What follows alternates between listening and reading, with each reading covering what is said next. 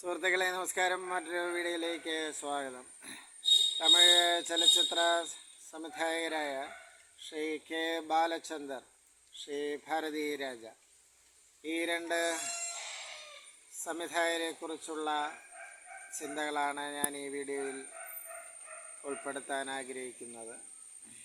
ഇതിൽ എൻ്റെ ഇഷ്ട സംവിധായകൻ ശ്രീ കെ ബാലചന്ദറാണ്. പഠനകാലം മുതൽക്ക് തന്നെ ഭാരതി രാജയുടെ ചിത്രങ്ങളും കണ്ടിട്ടുണ്ടെങ്കിലും ശ്രീ കെ ബാലചന്ദ്രൻ്റെ ഒരു രചനാ രീതിയാണ് എനിക്ക് കൂടുതൽ ഇഷ്ടമായി തോന്നിയത്. അതുകൊണ്ട് ശ്രീ കെ ബാലചന്ദ്രാണ് ഭാരതി രാജയെക്കാളും എൻ്റെ ഇഷ്ട സംവിധായകനെന്ന് പറയാം. ശ്രീ ബാലചന്ദ്രൻ്റെ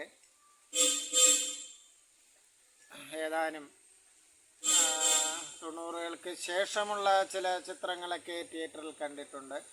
ഭാരതി രാജയുടെ 90-കൾക്ക് ശേഷമുള്ള ചിത്രങ്ങളും തിയേറ്ററിൽ കണ്ടിട്ടുണ്ട്. ഇപ്പോൾ ഭാരതി രാജയുടെ കടൽപ്പൂക്കൾ അല്ലെങ്കിൽ കൊടി പറക്കുക തുടങ്ങിയ ചിത്രങ്ങൾ സുഹൃത്തുമായിട്ട് തിയേറ്ററിൽ കണ്ടത് ഓർമ്മിക്കുകയാണ്. രണ്ടും വലിയ മികച്ച സിനിമയൊന്നുമല്ല. ശ്രീ ബാലചന്ദ്രനെ കുറിച്ച് പറയുമ്പോഴേ ഇഷ്ട സംവിധായകനാണെങ്കിലും വലിയ ക്ലാസ് സിനിമയോ അല്ലെങ്കിൽ ലോക നിലവാരത്തിലുള്ള സിനിമയോ അല്ല ശ്രീ കെ ബാലചന്ദ്രൻ്റെതെന്ന് സമ്മതിക്കുന്നു. എങ്കിൽ പോലും ശ്രീ കെ ബാലചന്ദ്രൻ്റെ സിനിമകളാണ് കൂടുതൽ താല്പര്യം തോന്നിയിട്ടുള്ളത്.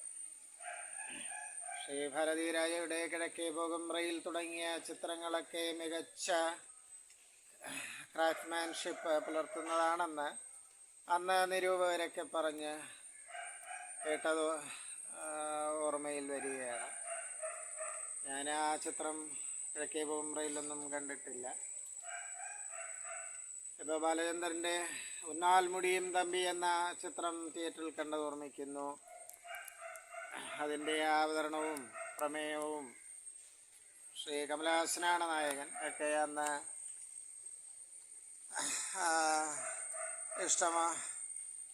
ഇഷ്ടമായി.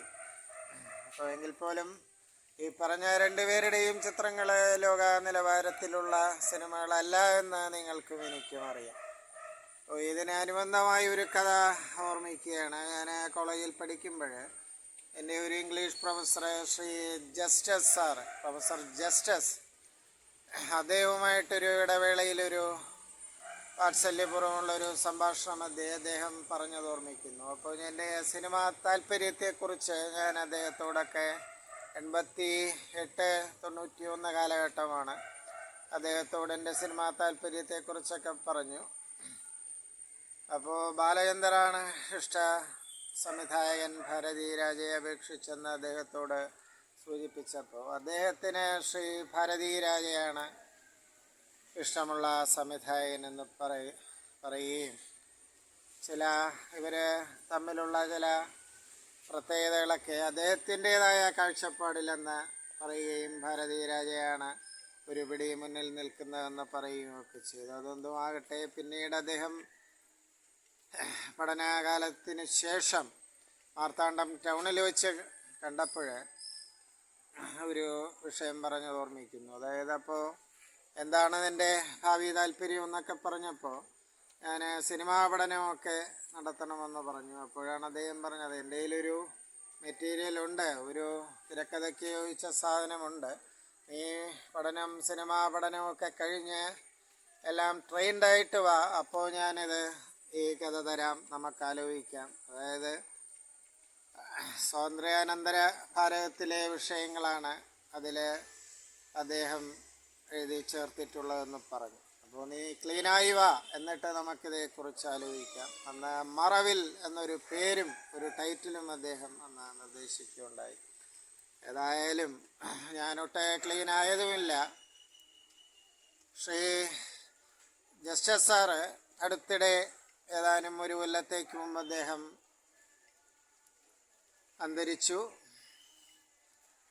അദ്ദേഹത്തിൻ്റെ